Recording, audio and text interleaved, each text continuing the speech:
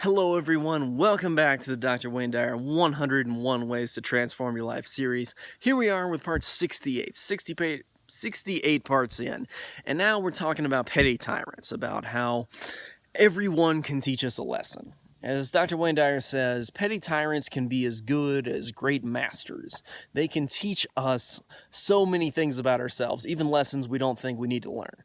Now, while we naturally feel better and like people who are really nice to us and good to us and all that kind of stuff better, the worst people in our lives can really teach us some of the best things that we need to learn, even things we don't think that we need to learn. That's basically his idea here.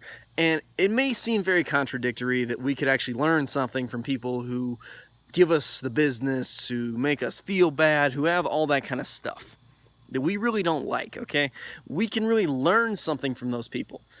So if we're constantly receiving criticism from somebody, we may be able to learn how to get better. We may learn how to block criticism. If somebody's constantly testing us with criticism all the time, we may learn to not care about criticism. Then when somebody later tests us with more criticism, we've already learned that lesson. We can deal with a situation like that. We can learn something from everybody. Just like the thing I was talking about the other day about the guy saying that at least from Jordan Belfort, for example, we can learn how to sell things. We can learn that skill regardless of what we think of him otherwise. And this can be true of anybody. Name the worst person you can think of. You can probably learn something from that person if you really dig into it. Think about, what is this person good at? Everybody is good at something, and we can learn something from everybody regardless of how much we like them.